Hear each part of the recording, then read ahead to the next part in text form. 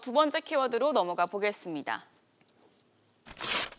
다음 키워드, 사모펀드의 배신입니다. 라임운용이 어제 기자간담회를 열고 또 한 번 환매 중단을 발표했습니다. 지금 환매 중단 규모가 점점 커지고 있습니다. 거기다가 투자금 회수까지 최대 4년 8개월까지 걸릴 수 있다고 하더라고요. 예, 사모펀드의 이 환매 중지 사태가 금융가에 큰 지금 걸림돌이 되고 있습니다. 지난주에 이 라임 자산운용에서 200억 원 정도에 해당하는 펀드 환매를 못 해주겠다라고 얘기했는데 어저께 또 그 환매 중단 규모를 더 늘렸습니다. 2배 이상 늘려서 1조 3천억 원 이상은 당분간 돈을 내줄 수 없다고 그러는데 그 환매 중지 기관이 지금 말씀하신 대로 4년 8개월, 거의 5년 가까이 앞으로 돈 찾을 생각을 하지 마라는 지금 이런 얘기거든요. 어저께 처음으로 기자회견까지도 했습니다. 이 경영주들이 기자회견을 했는데요. 이 사람들의 해명에 따르면 현재 지금 돈이 마이너스가 된 상태는 아니다. 그런데 지금 찾으면 회사도 손해를 보고 고객도 손해를 보기 때문에 환매를 금지할 수밖에 없다는 그런 얘기입니다.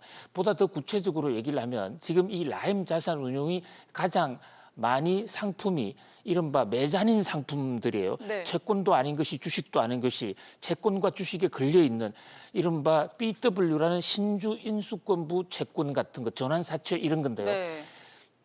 고객에게 돈을 받아가지고 그것을 주식으로 전환을 했는데 그 주식이 코스닥 회사가 주가가 떨어지면서 고객 자산이 폭망을 하는 이런 상태예요. 그러니까 그 주가가 오른 것을 기다린다. 또 어떤 경우에는 채권을 갖고 있는데 유망한 회사 주식 살 수 있는 권한이 부여될 때까지 기다린다 이런데 과연 4년 8개월을 기다린다 한들 100% 원금을 보장받는다는 그런 보장이 없다. 이런 면에서 이제 투자자들은 불안이 정폭이 될 수밖에 없고요.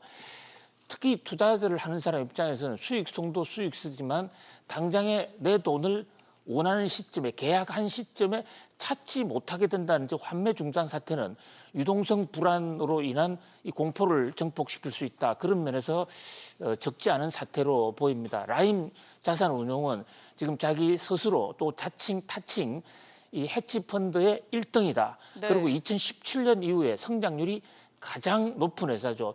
한때는 아시아나 그룹의 산하의 금호그룹의 M&A를 좌지우지하기도 한 회사입니다.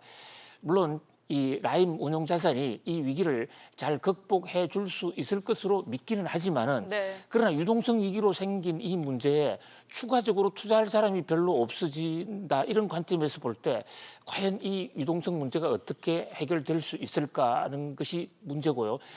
감독 당국이 지금 여전히 손을 놓고 있는데요. 은성수 금융위원장 같은 경우는 공짜 정심은 없다. 공짜 정심을 먹었으니까 그 대가를 받아야 된다라고 얘기를 하지만은 자기 책임해야 한다고 얘기합니다. 그 말이 원칙론적으로는 맞습니다만은 이 상품을 은행에서 대부분 팔았다. 특히 우리은행.